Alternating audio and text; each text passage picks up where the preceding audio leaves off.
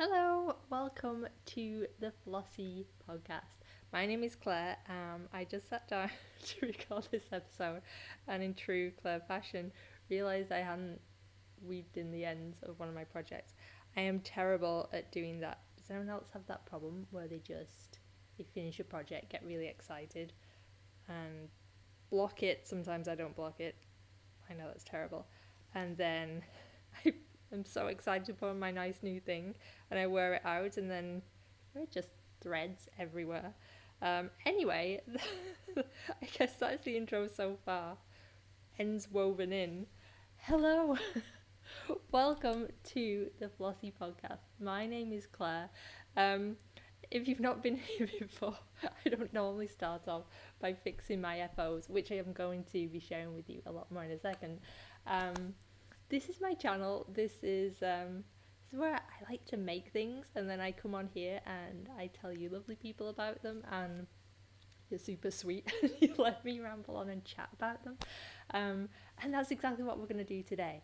Right now, Tilly isn't with me. Again, if you're here for the first time, Tilly's my little furry buddy, my podcasting partner in crime, and she's around somewhere. So if you're new here and a furry body just wanders in, don't worry, she's supposed to be here, she just does her own thing. But yeah, welcome and welcome back. If you've been here before, you know what I'm about by now, so you're probably not surprised that it started off in this slightly strange fashion. But yeah, let's dive into the makes, because I have two FOs. One of them is on my body and it's a sewing project, and I'm really excited. Sewing was something that I was really wanting to do more this year, and if you have followed me for a little while before, you'll have seen this crop up because I started it, and it's my first top that I've sewn, and I sewed the facing on. There's like a little facing thing right here. Sewed it on back to front. It was so frustrating, and I took it off, and I just needed a little time out from it for a little while, and then life got really busy, and then it was Christmas, and then yeah I think it was last summer I was working on it. Anyway, last weekend I had a quiet weekend all to myself, and I thought, I'm getting my sewing machine out, I'm tackling that top, and I finished it, and I'm so excited. So let's back up. I decided I want to learn how to sew garments. Garments? It's a weird word. Clothes. And I wanted to really learn how to do it. So I decided to do an online course from Closet Core Patterns. It's been fantastic. I'm going to link it below. And it comes with, I think, three free patterns? And this is one of them. But so this is the Ceilo top, or it can be a dress as well. So you can make a dress version of it. And it was definitely looked like the easiest one to start off with. So that's what I did, and I'm so excited about it. So I made the ultimate probably newbie sewer thing, in that I got excited to make something and then went fabric shopping and got the most exciting, softest feeling thing and didn't think twice about it. So I purchased Nanny Eero double gauze for my first sewing project, which, if you're a sewer, you're probably sat there like this like eye roll, because double gauze is a little tricky to sew with. I got a walking foot, which really helped, and do you know what, it's not been too bad, but it's definitely it's caused a few issues along the way. I've had to be very careful, and especially making bias binding from the double gauze was a little tricky. It kept flipping back over, but I got there in the end, and I really like the finished product. So this is the Ceilo top, and I learned all sorts of things making it. I learned how to do flat fell seams and bias binding seams and other seams that I can't think of right now. Is it perfect? No, far from it. There's definitely something, if you look on the inside. I was trying to do really clean finished seams, and where two of the seams met, my brain could not fathom it at all. So it works, let's put it that way, but if you look at it from the inside, it's slightly strange looking. But who cares? It's not about it being perfect. I really love it. It's the jolliest fabric and it's so soft, and I will be taking a break from double gauze until I'm a little bit more what's the word? I have a little bit more experience. But I'll definitely revisit it at some point. I would love a skirt in this because it's so soft. So double gauze is basically two really fine pieces of fabric, and they're then kind of, I don't know how they make it. It's like tacked together, so it's like two layers that are tacked together in like spread out sections. I'm not explaining it very well because I don't know. But yeah, so what it means is basically two pieces of fabric. So as you're cutting it and you're sewing it, it can have a tendency to like shift around a little bit. But what it does make is a very soft, very airy fabric. I guess the knitter in me wants to compare it to like a woolen spun, lofty something, which I absolutely love. So one day I'm going to make something very billowy, like a billowy skirt or something, or like secret pants, like really big palazzo, like culotte type things. It'd be so nice and soft and cozy. So one day, but I'm going to shelve that idea for a little while and maybe stick to some cottons and linens from now on and take it from there.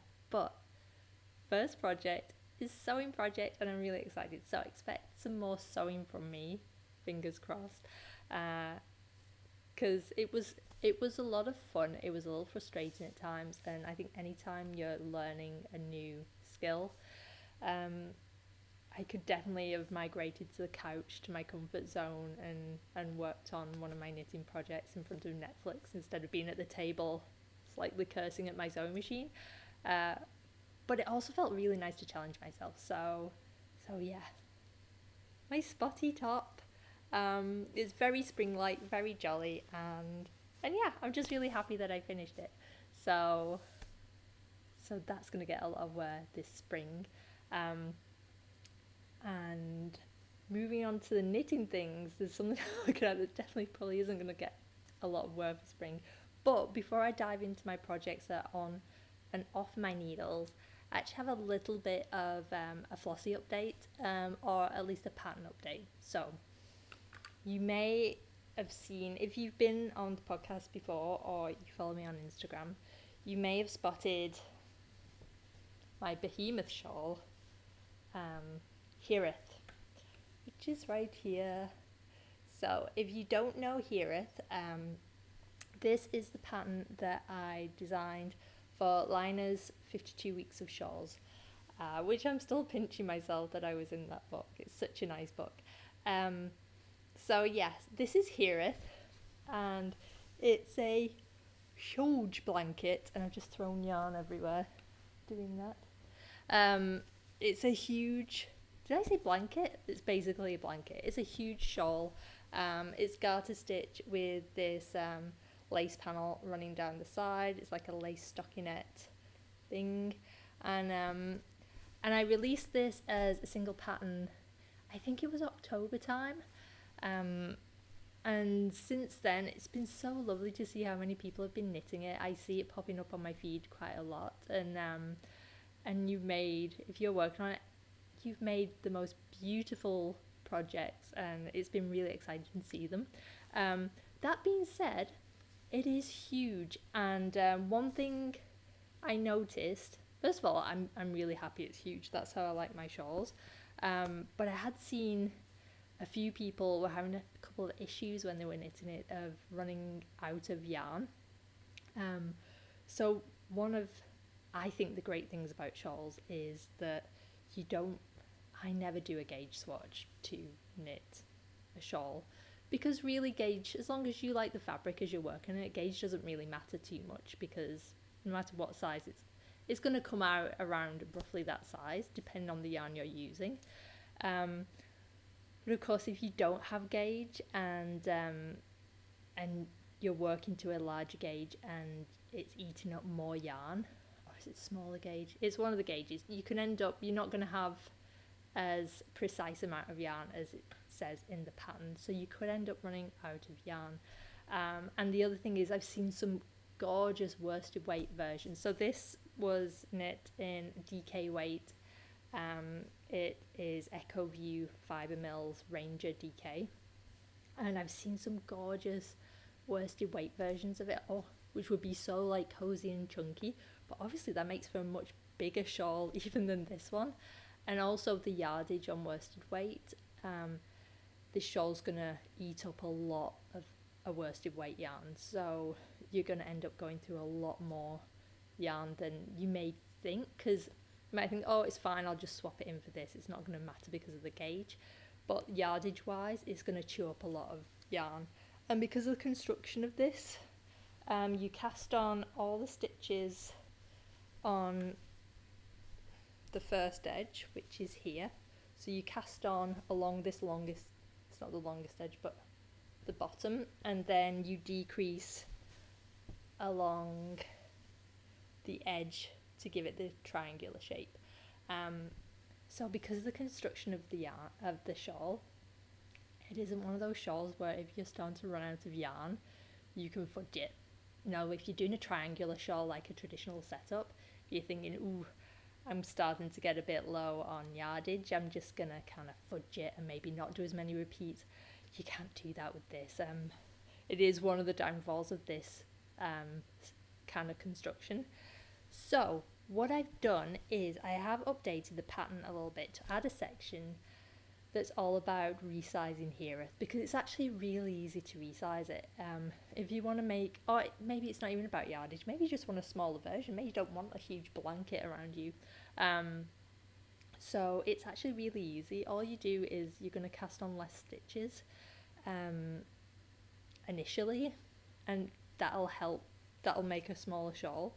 The problem is, I don't want to just say to people, oh, if you're worried about yardage or you want a small one, just cast on less stitches, because if you look at where the decrease lands across the lace panel, I designed it specifically so it kind of hits, where are we?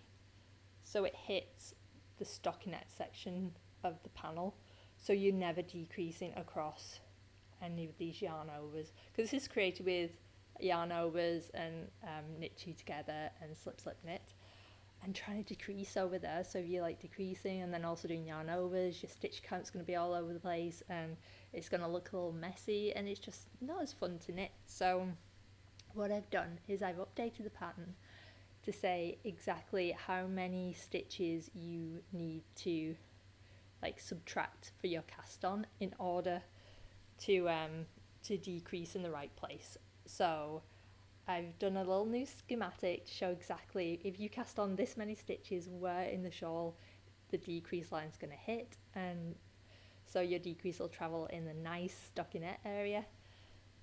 And yeah, I hope that really helps. It's a completely free update, so you've already purchased the pattern, you should already, as this is going live on my YouTube channel, have got that update through Ravelry or via email from my website. And yeah, I just hope that helps. I love this pattern and I don't want people to be frustrated doing it, so it's just a little word to the wise. If you decide to cast it on, if you've got it and you want to use a worsted weight yarn, or you are genuinely slightly worried that you're going to run out of yarn if you're stash diving and you only have so much there, then check out the other options, because even if you cast on, like, even if you go to decrease, so the first one will have you decreasing it's like reverse, so I always get confused. It's not going to make that much smaller of a shawl overall, but it will use up a lot less yarn. So yeah, I hope that helps. Let me know if that does help, because I'm always happy to look at my patterns and make suggestions and do some like little updates like that if it helps you out. Like I said, if you buy one of my patterns, I want you to actually enjoy knitting it. There's nothing worse than, I'm all about the process, so if you sit down and you're not enjoying it, then I want to fix that, because that's no fun. Your crafting time should be all manner of fun. So yeah, so that's the flossy kind of pattern update. We're going to move swiftly on because at the end of March, it is April 1st when I'm recording this. That's no joke. The March hat cal that I was running with Ruth over at Rain Cloud and Sage is it came to an end, and we had such a nice time. I was so worried no one would join. It's always that kind of moment where you kind of put yourself out there a little bit, and then you think, oh, maybe no one will like this and no one will find it fun. And people joined. If you joined in, thank you so much. It was so nice. It's been so fun to see all your projects popping up. And I actually finished my hat, which is here. You saw me winding the ends in at the beginning of this podcast because I'm super organised. This is the Braven Hat from Rain Cloud and Sage. This is Ruth's pattern, and I used Ruth's alpaca yarn held together with I can't say it, plopi. I'm so sorry, I'm butchering that. It's such a nice looking word as well. But this is from xxxx, and I've never used roving yarn before, and it is so much fun. I want to use it so much from now on. I would love an entire sweater knit with this, because I think it would just be beautiful and very kind of light and airy. So watch this space. I need to get all the other things off my needle before I do that. But I held these two together, and I'm so happy at how it turned out. I was a little concerned at first because I really wanted to stash dive to do this project, and I don't know, I felt a little bit like, is it going to be too mild? Is it going to distract from the pattern? And honestly, I think those two colours have gone together so nicely. I think someone commented on the last podcast and said, ooh, I didn't think those would go together. Neither did I. I started knitting with them and I was like, ooh, I know, it really worked. So you might notice that this hat is looking a little bit pointy. That was my fault. It was a very happy mistake that I decided to keep, and Ruth was more than happy for me to not change it back. So if you knit Braven, it's actually a much more traditional shaped hat. It gathers in more quickly, but I got distracted when I was knitting it, and I just went into decrease mode once I got to the crown. I just kept going and doing knit two together at the spot until I ended up with 6 stitches. And as I was doing it, I was like, it looks a little pointy, but then I didn't mind that, so I blocked it, and then I looked back at the pattern, and I was like, ooh, I should have raveled back. I should have decreased to where there was still a lot more stitches on my needle and then gathered it in. But I tried it on, and I don't know, see what you think. I kind of like it. I feel like, ooh, hair. I feel like a little gnome. Like a little gnome hat. So I sent a picture to Ruth. I was like, I made a gnome hat, I'm sorry. And she was all for it. And so I'm going to keep this gnome hat because I think it's stinking cute. But I just wanted to put it out there. If you are knitting Braven, or if you want to knit Braven and you don't want a gnome hat, you will not get a gnome hat if you knit it. I'm just slightly strange, and I like it. I don't have any other hats that make me look like a little gnome, so I can't wait to wear this next winter. I think it's going to be so much fun. Of course, as soon as I have finished it, I made the chunkiest hat possible, and now it is spring. Well, it's supposed to be spring. You wouldn't know it today, but the temperatures are so warm. Well, way too warm for this, but yeah, this is going away. This is going to be my autumn winter hat of this year, and I cannot wait to wear it more. So just looking at the pattern, again, it's a knit, oh, there she is again. I did stitch it in. So it's knit 2 purl 1, and you just knit it straight and then decrease at the brim and stop a little sooner so it goes in more. But I love that then when you turn it over, you have like the knit 1 purl 2 brim right here, and it just makes such a nice contrast. It's such a nice pattern. And I know Ruth is a really good friend. She's one of my good friends. So I'm always going to be a little bit biased, but I'm not being biased. It's an awesome pattern, and so much fun to knit. And if you want to get a head start on gift knitting for next year, I'm the slowest knitter ever. I had this on and off my needles in was it a week? I think it was a week, and I was knitting on other things at the same time. So if you're like a normal pace knitter, you could probably have this boshed out in an evening. So yeah, that's my Braven hat. I'm really excited I managed to finish my hat for my own Cal. And yeah, so we're good. I've got the chunkiest gnome hat ever, and I'll be looking forward to autumn so I can actually wear that. This is probably showing hats off. Now my hair's all poofy. Ah well.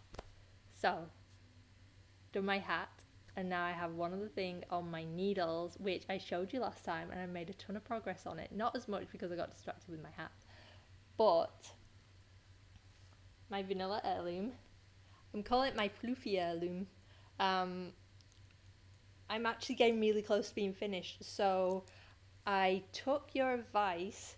Last time in the podcast I was up to the sleeves, and I'd started knitting one straight, so, and I was just going to knit straight and then gather in at the wrist and keep it at that, but I was kind of wanting a little bit more poof, so I don't know if you can see that shaping. I did a slight bit of shaping in the sleeve, so I knit straight at the underarm for about an inch and a half, I think it was, or 2 inches, because I didn't want a lot of material under my arm. But then I did 2 rounds of increases and then worked straight and then decreased in to the cuff. And it's made like this nice, not like a super bell shaped, but it's just given a little bit more material. Hello, do you want to come up here? Come on, come say hello to everyone. Here's Tilly. Yeah, I'm glad you made an appearance. We're talking about the vanilla floof. Apologies for the distraction.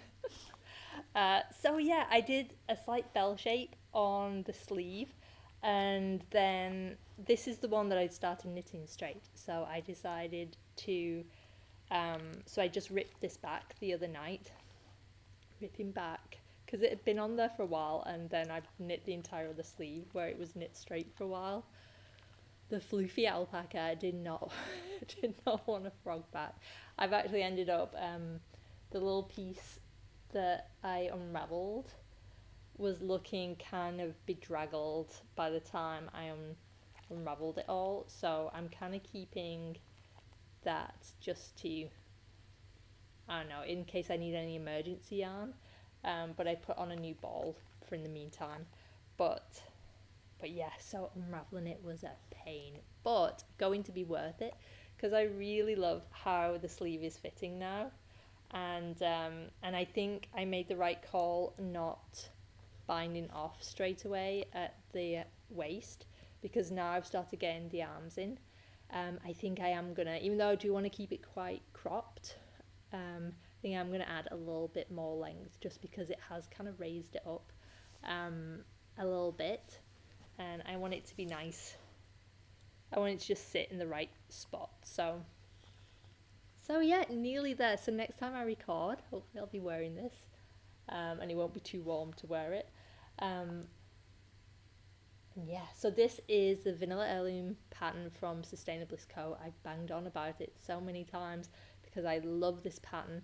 It's written for different gauges, so you can literally anytime you think I need a vanilla sweater, you can stash dive if you have a sweater's quantity of yarn in your stash, and you can always, no matter what the weight is, there'll be a gauge in the pattern to match, or you'll be able to match to that gauge and knit from it. So, and it's really easy to modify. So as I've said, I've modified the sleeves, and I've also done some gentle waist shaping, just to bring it in slightly, and I did this folded neckline just to give it a little bit more of a vintage feel. And the yarn is dropped alpaca silk, just single strand, and I'm knitting it on 4mm needles. 4mm? Yes, 4mm. I tried it at 5, or did I try it at 4.5? It suggests up to 5mm you can knit with it, and it was nice, but it was just a little bit too airy for me. I wanted a little bit more structure to it, so I found the 4mm was perfect. And the final thing that I wanted to chat to you about today is some knitting plans. So we're going from one finished cal, from my hat cal, into another one which I'm not running. It's the Making Stories issue 7 cal. I work for Making Stories, it is my day job, but I'm not running it over there. Hannah Lisa is. She's going to be running it over on Instagram, and I could not resist joining in. If you don't know about Making Stories, it's awesome and you should go check it out. I work for them, so you might think that I'm being a little bit biased, but I am under no obligations to talk about them, knit from the magazine or do anything, but I genuinely love their patterns because they're ace. And I decided, find it, that for my project I was going to knit Merrymaker, which is a gorgeous sweater. There it is. How much fun is that? I just know this is going to be a really nice, relaxing knit as well. It's top down. All the increases for the yoke happen between the colourwork sections, which are these really fun wavy lines. And I'm super excited to cast it on. And I've been stash diving for this project, just because, like I said before, I'm trying to use as much of my stash before I buy new yarn as possible. And you know what? It's been working out really well, because I'm kind of, in the past, I would be a bit like, ooh, I want to make sure I have the right colours that go together, and the only way I can do that is to buy new yarn. And you know what? That's silly. Look at my gnome hat, my Braven gnome. Like, I was nervous about putting those colours together, and it worked out so well. And I would never have cast on my Vanilla Floof if I hadn't to decide to go stash diving and use up some of my yarn. So I'm on a really good roll with stash diving, so fingers crossed this will also turn out well, because I'm going to use these beauties. So my Merrymaker is going to have a slightly different vibe to the original sample that Jill Thompson Beach has done. That's the designer, and she's fantastic. So yeah, it's going to have a different vibe because I'm doing a single colour. I'm not doing 3 contrasting colours. I'm just going to use this one. But I think that's going to be really nice. I think it's going to give a really nice, kind of more of a tonal feel to it. So the yarn, this is from the Hollyhock Fibre Company, and I'm not sure if they're still operating. I'll check that out. But I know they were around a little while ago in the UK, and this is the BFL Masham DK. I've used this type of yarn before, not directly from them. I know this blend, a few people use this blend, and it's a beautiful, beautiful yarn, and this is the natural colourway, and it's like a very warm grey, this grey beige colour, which apparently is all the rage at the moment. So I find myself on trend for, which never happens, and I've paired it with this gorgeous, so this is a heirloom red, or the heirloom red, I guess. This is Baby Surrey Alpaca Silk, and this is from Botanical Fibres. I was very kindly, I'm going to take the label off so you can see the proper band. I was very kindly gifted this skein of yarn when I visited the Mariner's Daughter over in Lunenburg last summer.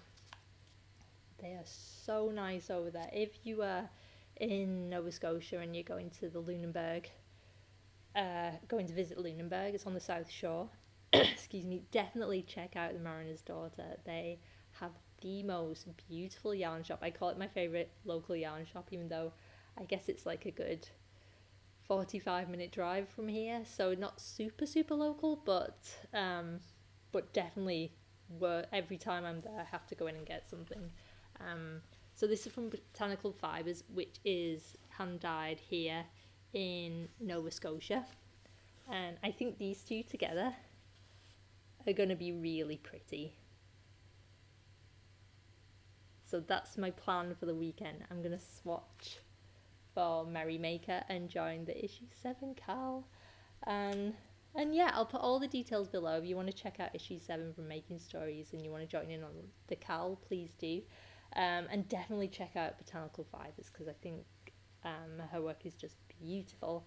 And yeah, so those are my making projects and my making plans, and I'm looking forward to kind of settling in. It's Friday, so this weekend I'm definitely going to be settling in to a little knitting, maybe have the sewing machine out again and plan another project there, and yeah, just kind of relax, hopefully. Our chimney's broken again, so there's that. We keep having this issue with the chimney, so not super fun, but yeah, these things happen. So other than that, hopefully it'll be fairly quiet, and yeah, I'd love to know what you're working on at the moment. If you joined in on the Cal, let me know in the comments below, or anything you're working on. I just really like hearing what you're up to and hearing from you, and as always, thank you so much for hanging out with us for the last half hour or so. I have no idea how long I've been talking, but yeah, as always, I just really appreciate you being here. If you like the video, give it a big thumbs up. If it was rubbish, give it a big thumbs down. I want to know that too. And if you haven't already, hit subscribe so you don't miss out when we are back, and I will see you all soon. Happy April, and yeah, I'll speak to you again. Alright friends, see you soon, bye!